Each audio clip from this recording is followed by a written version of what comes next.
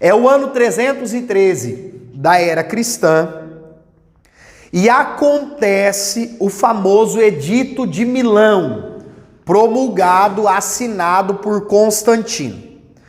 Quem era Constantino? Era um camarada romano que, segundo os historiadores, a mãe dele era cristã, a mãe dele havia se convertido ao cristianismo, e a mãe de Constantino o educou na fé cristã. Porém, ele era um romano. E como romano, ele aprendeu a idolatria, os deuses de Roma e assim por diante, o culto ao imperador. O que é que a história nos relata? Constantino estava em uma guerra, aqui tem o nome, a Batalha da Ponte Milvia. Era uma guerra invencível para os romanos, e ele tem uma suposta visão da letra C e da letra que para nós aí seria o R, mas na letra grega fica o C e o H, Christos, que é o nome Cristo. Ele tem uma visão dessas duas letras e ouve uma voz dizendo: sobre este sinal vocês vencerão a guerra. Constantino chama os soldados e manda pintar as letras iniciais de Cristo no escudo dos soldados. E milagrosamente eles ganharam a guerra. Resultado, Constantino voltou para Roma e disse o seguinte: a partir de hoje ninguém mais persegue os cristãos. Ninguém mais vai matar os cristãos. A partir de hoje, vai morrer quem não for cristão. Ele inverteu. Roma matava os crentes. Agora Roma ia matar quem não fosse crente. Qual é o problema disso? Parece bonito, parece legal. O problema é que Constantino entendeu, irmão Valdo, que Jesus era o Senhor das batalhas. Quer dizer então que o Nazareno é o Deus da guerra. Não é que ele é o salvador do mundo, ele é o Deus da guerra, o Deus das pelejas. Convocou esse edito, chamou todos os líderes da igreja, todos os bispos, todos, a gente chamaria hoje, todos os pastores, os anciãos, e disse assim: a partir de hoje, Roma é do Senhor Jesus. A partir de hoje, Roma é cristã. E vai morrer quem não for cristão. Constantino fez isso. É nesse contexto aqui que o cristianismo, irmãos, que era algo minguadinho. Olha esse dado. Nós estamos no ano 313 da era cristã. Da era cristã. Esse acontecimento aqui foi no início do ano. Vamos fazer uma alegoria. Uma imaginação. Imagina que isso aconteceu em janeiro. Em que mês, irmãos? Janeiro. Quando chegou em dezembro desse mesmo ano, os cristãos que eram 3,8 milhões em todo o mundo, não é em Roma, 3,8 milhões em todo o mundo, no final do ano já eram 11 milhões. Eu pergunto e vocês respondem: a igreja cresceu nesse ano? Não. Não. A igreja inchou. Neste ano de 313, a igreja não cresceu. A igreja inflou. Porque as pessoas eram obrigadas a dizerem que era de Jesus, sem nem saber quem era Cristo, o que Cristo fez, o que Cristo veio realizar, o que Cristo requer de cada um de nós. Então, é nesse contexto que surge o arianismo. E o que o arianismo vem pregando? Que o Deus Filho, Jesus, era apenas uma criatura sublime do Pai. Olha, Deus mesmo é o Pai. Deus mesmo é o Pai. Mas tem o filho dele. O filho dele é uma criatura, sim, muito especial. Ele é maior do que os anjos, maior do que os outros homens. Quer dizer então que ele é Deus? Não, ele não é Deus. Ele foi um ser muito especial, esse Jesus, mas ele não era Deus. O arianismo, irmãos, veio pregando esta heresia, essa falsa doutrina. E o Espírito Santo, o que eles diziam? O Espírito Santo é só uma força de Deus. Você conhece alguém hoje que prega isso? Ligou aí, pegou? Ah, o Espírito Santo? Não, o Espírito Santo existe, mas não é Deus, ele é uma força ativa de Deus. Tanto é que fizeram a nova tradução lá, Novo Mundo, e em Gênesis 1, verso 2, que diz que o Espírito do Senhor pairava sobre as águas, não traduziram, né? Cometeram um equívoco. E a força ativa de Deus pairava sobre as águas. Eles colocaram esse camarada aí, o presidente da igreja, você sabe, colocou traduziu a Bíblia do inglês para o inglês, colocou o que queria e tirou o que queria. É isso aí que fez. O que ocorre, irmãos? É uma tradução com viés, com preconceito. Mas por quê? Eu acredito, Gil, a ideia, eu acredito que o Espírito Santo não é Deus, é uma força. Então toda vez no texto bíblico que aparecer o Espírito, eu traduzo como força, porque é isso que eu acredito.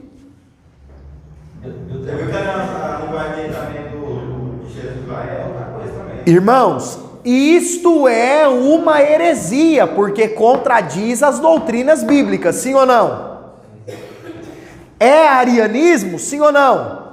É arianismo, mas hoje tem outro nome. É a mesma heresia que Ário pregava, porém com outro nome. Aí o que ocorre, irmãos?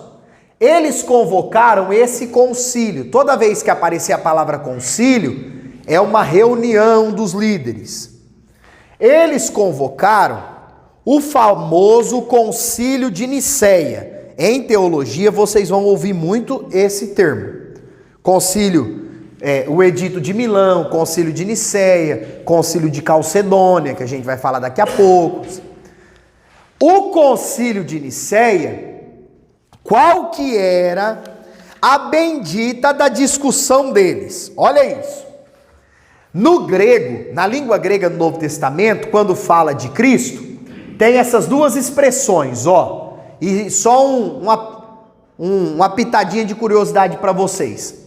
Na língua grega, quando tem duas vogais, não se pronuncia as duas, se pronuncia somente a primeira.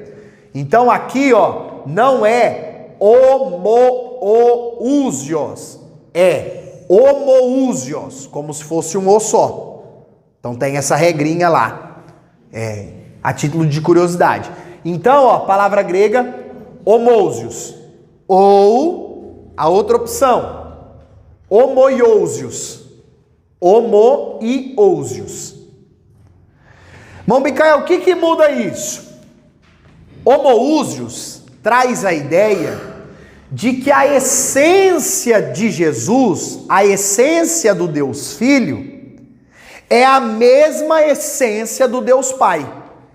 Vocês lembram de João 3,16? Deus amou o mundo de tal maneira que deu o seu Filho unigênito. Então, da mesma essência, do mesmo gênese do Pai, é o Deus Filho. O Pai é eterno, Filho é eterno. O Pai é Deus, Filho é Deus. O Pai é digno de louvor, Filho é digno de louvor. É isso que a gente crê, amém? Aí essa outra palavrinha, homoiousios, fala que a essência é parecida, mas não é igual. Então eles fizeram um concílio, uma reunião, um debate, porque alguns acreditavam que Jesus era da mesma essência de Deus, então ele era Deus. Outros acreditavam que a essência de Jesus era parecida com a essência do Pai. Irmãos, vamos ser bem sinceros, não precisava de um concílio para isso. Não precisava. Por quê? Por quê? E hoje, a crítica textual, que estuda lá o grego a fundo, e muita gente até não gosta disso, porque acha que isso é uma palhaçada, mas é claro que isso não é coisa da gente levar para o púlpito, é coisa aqui, da sala de teologia. Mas a crítica textual nesse sentido, ela é boa. Por quê? Porque não se pode decidir uma doutrina por uma palavra. A gente aprendeu aqui na hermenêutica, que é a interpretação da Bíblia, que o texto deve ser interpretado dentro do contexto. Eu não posso querer interpretar um capítulo de 20 versículos por causa de uma letra. Não posso fazer isso. É como se eu estivesse assassinando o texto bíblico, sangrando a Bíblia, rasgando o texto para o texto falar o que eu quero, não o que a Bíblia quer. Então não é porque tem uma palavra ali no texto que aquela única palavra vai mudar todo o sentido. Gente, pega por exemplo a carta de Colossenses, Paulo escreve aos Colossenses, que ali mostra a divindade de Jesus de uma forma tremenda. Você lê do começo ao fim, Paulo mostrando que Jesus sempre foi e sempre será Deus. Independente se Paulo usou essa ou essa palavra, quando eu leio o capítulo inteiro, a carta inteira, eu vejo Paulo deixando claro que Jesus é Deus, assim como o Pai e o Espírito Santo. E até hoje, irmãos, muita gente faz isso. Muita gente faz parecendo que o evangelho virou gnosticismo. Olha, eu tenho que achar o código oculto da Bíblia. Quem aqui já viu esses negócios? Eu preciso achar o código oculto do texto. O texto aqui falou do número 3. Agora falou do número 8. Agora falou do número 9. 389. Olha só. Perigoso o crente místico e até jogar na Mega Sena, né? Porque, irmãos, palhaçada. Se Deus quisesse que aquele número transmitisse alguma ideia, ele tinha inspirado o escritor a colocar na Bíblia. Fica caçando, sabe, agulha no palheiro ali, coisa onde não tem, irmãos. Códigos secretos da Bíblia. Vou ler de trás para frente. Vou ler de ponta cabeça. Irmão, isso não existe no texto bíblico, não existe no texto sagrado. As duas denominações tentaram adivinhar a vinda de Cristo. Perfeito. Aí, irmão Marcelo, é mais fácil ir inventando coisas do que se redimir de ter errado. Eu estava lendo sobre isso, aí fala que os fundadores de uma dessas duas denominações, ele dá um ano, né, dá um dia, né, um mês, um ano, tudo. Quando chega, nada. Errei aqui. Errei aqui, é um ano, estamos preparados para o próximo ano. E nada. Irmãos, todas essas heresias que nós vemos hoje, elas já existiram nessa terra. Só tinha outra cara, só tinha outro nome. Por isso que Salomão diz que não há nada novo debaixo do sol ou do céu. Não tem nada novo. Essas coisas malucas, essas heresias, falsos ensinos, Conforme vai passando o século, vai mudando só muda a cara. Só muda a cara. Capítulo 4, vamos falar da parte 2 da controvérsia ariana. Olha só. Então Ario pregava que Jesus não era Deus. Jesus não era Deus. Jesus era apenas, só tinha ali a sua característica humana. E olha só, se Jesus, gente, não é Deus, como eu disse a vocês agora há pouco, primeiro, a salvação é impossível. Então, se Jesus não é Deus, nós deveríamos estar vivendo o judaísmo e aguardando a vinda do Messias igual os judeus. Se Jesus não é Deus. Outra coisa, se Jesus não é Deus, a divindade, Deus, nunca se revelou aos homens. Porque a Bíblia diz que Deus se revelou aos seres humanos através de quem? De Jesus. Então, se Jesus não é Deus, o que nós temos revelado da pessoa bendita de Deus é só o que estava lá na lei e nos profetas. Porque o Novo Testamento, ele é todo escrito fundamentado num Jesus que é 100% homem e 100% Deus. Todo fundamentado nisso, queridos. Agora, outra coisa aqui que eu queria falar a vocês e pedir que vocês absorvam isso. Diante dessa doutrina cristológica, da cristologia, só existem duas opções de crença. Quantas opções, gente? Ou nós cremos, conforme está revelado na Bíblia, que ele é 100% homem e 100% Deus, ou nós cremos que Jesus é um louco, um doido. Igual o Cristo. O Henry lá? Irmãos, não tem uma terceira opção. Não tem. Não tem uma terceira opção. Por quê? Não dá para crer que ele era somente Deus. Não dá para crer que ele era somente homem. Não dá. Sabe o que esses hereges chegavam a pregar? Que talvez ele era 100% homem, sim. Mas chegou num ponto que a divindade arrancou a humanidade dele e ele ficou só sendo Deus.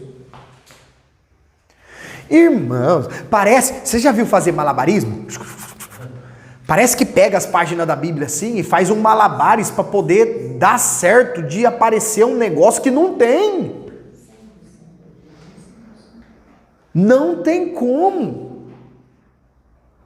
Não há evidência nenhuma, nem um versículo bíblico que, mas parece que é isso. Não há. Será que o ser humano lê a Bíblia que nem jornal? Irmão Fábio, infelizmente, sim. Muitos leem a Bíblia como se lê um jornal. Muitos leem a Bíblia sem conseguir deixar de lado os seus preconceitos. Eu acredito piamente nisso. Tudo bem. Mas quando você ou eu formos ler o texto bíblico, coloca um pouquinho de lado isso que você diz acreditar 100%, ser 100% certo. Deixa aqui, vem aqui, olha, tá de acordo. Glória a Deus, maravilha, eu aprendi certo. Nossa, não está de acordo. Ô Senhor, perdoe o meu tempo de ignorância. Vou acreditar de forma correta. Um exemplo, irmãos, o livro coloca aí para nós. Maria é chamada no texto bíblico de mãe do Jesus que é Deus. Muitos evangélicos não podem ouvir essa frase. Maria era mãe de Deus. Não. Do Deus encarnado, Maria foi mãe. Agora, dizer que Maria era esta mulher, não é dizer que temos que idolatrar Maria. Tem muitos cristãos, muitos evangélicos protestantes, que se você abrir a Bíblia e falar, irmãos, hoje nós vamos aprender com uma serva de Deus chamada Maria, mãe de Jesus.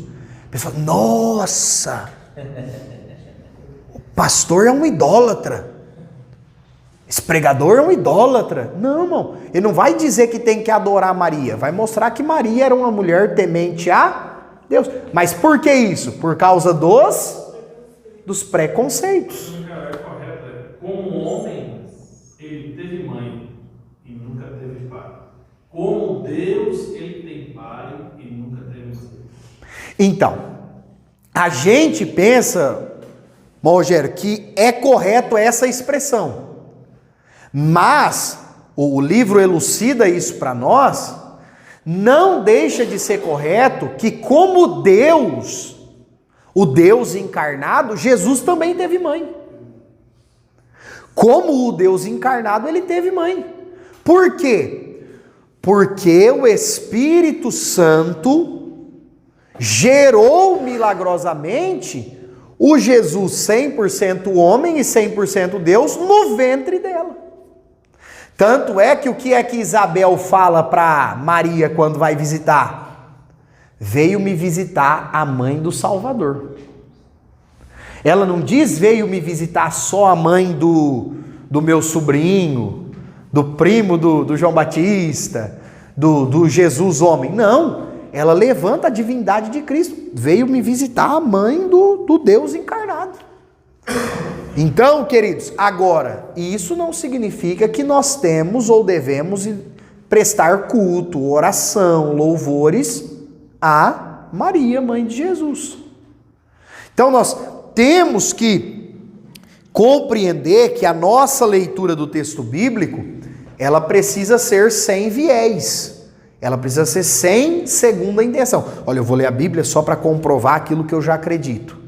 Não. Você vai ler a Bíblia para ver se aquilo que a gente acredita é verdade. Amém? Eu me lembrei aqui agora de um caso, chega a ser engraçado, mas não é digno de rir não, é digno de chorar.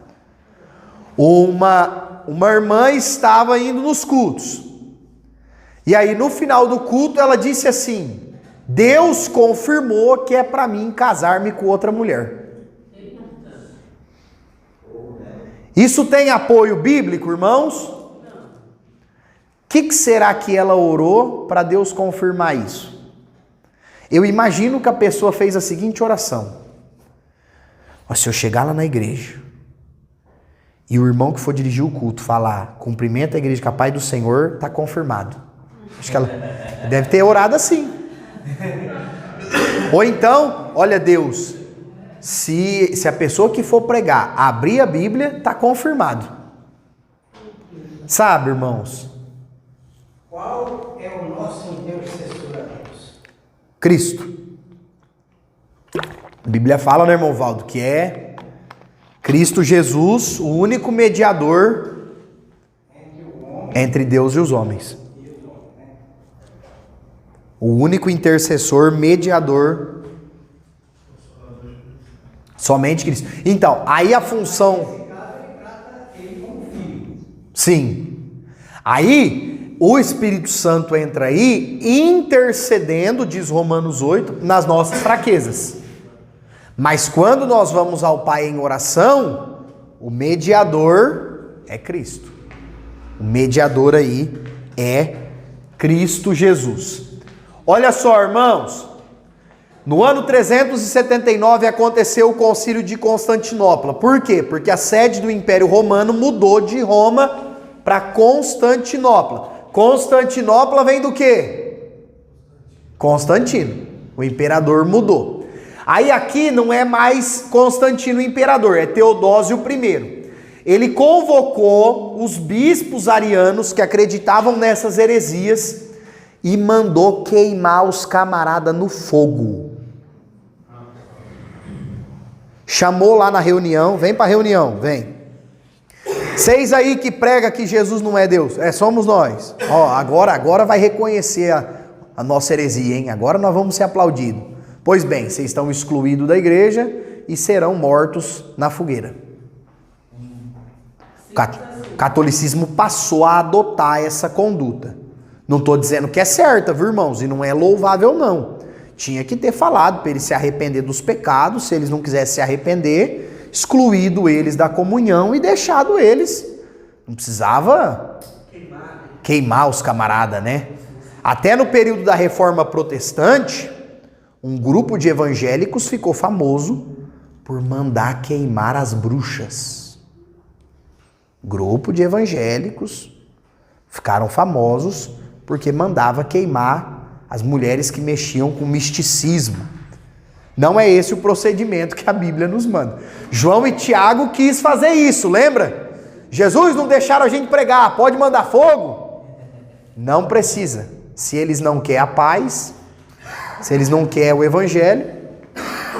Aí eu coloquei aqui, ó, heresias devem ser levadas a sério. Porque hoje a igreja evangélica brasileira, irmãos, fica brincando com herege. Até, às vezes, um pregador, um pastor que é conhecido na mídia, aparece pregando contra as heresias, aí os outros crentes vão lá comentar, mas Deus é amor, mas Deus é bondade, mas olha, para que fazer isso, pregar contra os falsos ensinos? Irmãos, está escrito na palavra. O apóstolo Paulo disse que com pessoa... Irmão, isso é pesado demais. Paulo disse que com herege a gente não tem que nem sentar para comer. Nem faz sentido. Não pode nem sentar... Irmão, você pode sentar para comer com descrente. Porque o descrente, ele peca por ignorância. Ele não sabe que ele está desagradando a Deus. Ele não sabe que ele está fazendo Jesus ficar triste com os pecados dele. Ele ainda não tem a consciência desperta do que é pecado ou não.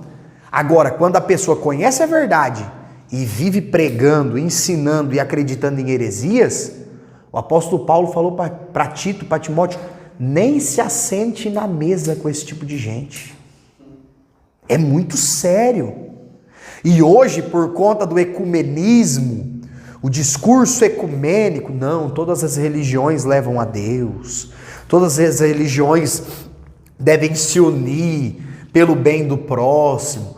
Com esse discurso aí, de um falso evangelho, de uma falsa graça, de um falso Cristo, uma falsa cristologia, os hereges estão aí pregando para todos os lados, ensinando para todos os lados.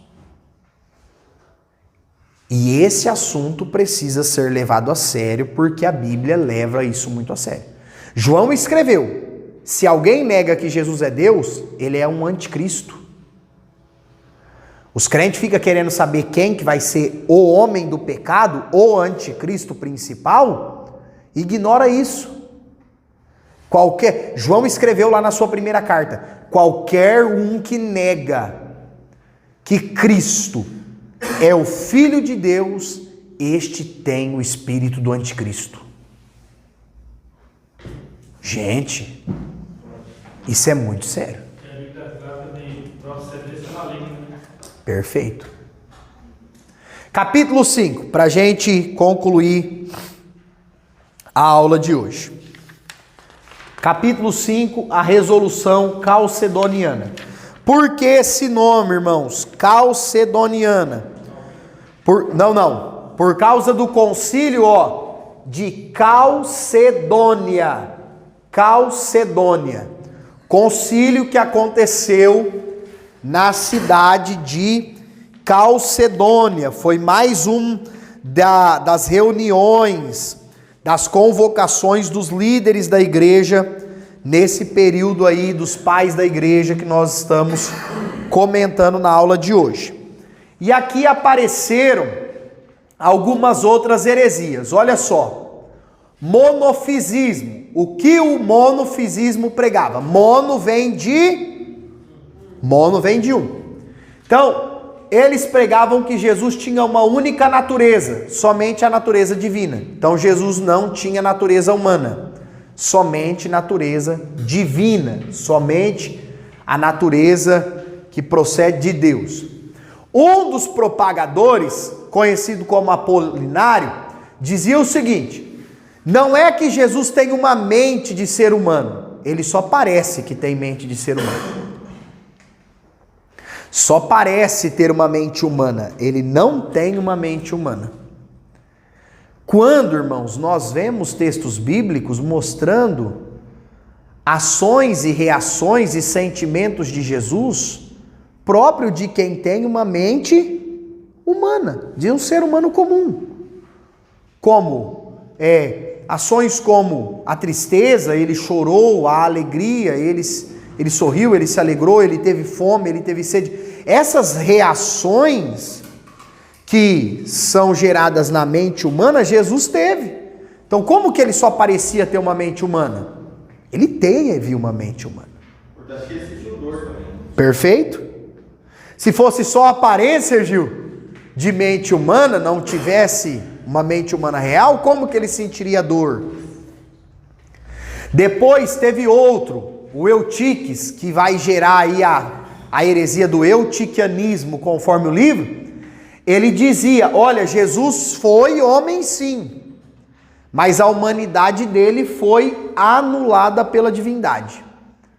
Quer dizer que o Jesus 100% Deus passou por cima do Jesus 100% homem. E não há base bíblica também. Depois, nesse concílio de Calcedônia, foi combatido o nestorianismo, que vem do camarada por nome de Nestor. O que o nestorianismo pregava? Olha isso aqui. A combinação de duas pessoas separadas, humana e divina, em um só corpo. Então era assim, ó. Aqui está Jesus. Esse é o Jesus. Aí o que eles diziam? Aqui em Jesus existe duas pessoas separadas. É como se fosse um único personagem com duas pessoas ali dentro dele. Irmãos, o que é uma forma muito sutil de contradizer o que a Bíblia está dizendo. Porque o que a Bíblia apresenta? A Bíblia apresenta duas naturezas, natureza humana e divina. A Bíblia não apresenta Jesus sendo duas pessoas diferentes. A Bíblia apresenta Jesus sendo uma única pessoa com duas naturezas. A natureza humana e a natureza divina. Porque se nós defendermos que Jesus era duas pessoas separadas, aí nós vamos entrar por aquela. Somente a pessoa humana morreu na cruz. A pessoa divina não se entregou. Fugiu. Foi embora. Então, queridos, é uma heresia muito bem disfarçada. E aí eu coloquei aqui em termos conclusivos o que é que a Bíblia ensina. A Bíblia ensina o que pra gente? A união das duas naturezas em uma só pessoa. A união da natureza divina e a natureza humana em uma só pessoa, que é Jesus Cristo, nosso Senhor e Salvador. É até por isso que o apóstolo Paulo diz em Romanos capítulo 4, que Jesus é o segundo Adão. Quem foi o único ser humano que Deus soprou nas narinas? Então, quem foi o único ser humano que passou a viver, se tornou alma vivente, pelo fôlego divino? Somente Adão. Jesus é o segundo Adão também por isso. Porque Jesus é o único ser humano que, depois ali de Adão, que foi gerado pelo próprio Deus, pela própria divindade. E aí a gente sabe que o Espírito Santo gerou ele lá no ventre de Maria. Então, queridos irmãos, o ensino bíblico correto é a união, e a gente aprendeu, se você não lembra, vá lá no YouTube, assiste a aula, é bom para lembrar, a famosa união hipostática, que é a união da natureza divina e a natureza humana em uma só pessoa, que é o Senhor Jesus Cristo. Somente Cristo teve esse privilégio. E somente ele vai ter esse privilégio, nenhum outro. Ah, Micael, está dizendo que é privilégio, ele veio, sofreu, etc. Exato. Mas ele teve o privilégio, o Deus Filho, de ser a revelação de toda a plenitude de Deus. Jesus teve o privilégio de ser essa pessoa, pela qual o Pai e o Espírito Santo se fizeram revelar, que foi através do Deus Filho chamado Jesus. Então, irmãos, essa aula, como eu disse lá no introito, no início, apesar aí das questões técnicas, dos nomes difíceis, que vocês não precisam decorar esses nomes, esses anos certinho, só se você for especializar aí no estudo de história da igreja, aí tem que decorar. Mas olha só, essa aula é de suma importância para nós entendermos o quanto é necessário respeitar a doutrina da cristologia. O correto entendimento da pessoa de Cristo faz toda a diferença na nossa visão, na nossa interpretação da Bíblia e do Evangelho. Eu creio que Jesus foi maravilhoso, foi extraordinário, morreu por mim, mas acho que ele não era Deus, não. Acho que ele não era 100% homem, não. São questões que ferem diretamente a doutrina de Cristo Jesus, nosso Senhor. Amém? Que Deus vos abençoe em nome de Jesus. Que Deus abençoe a cada um de vocês.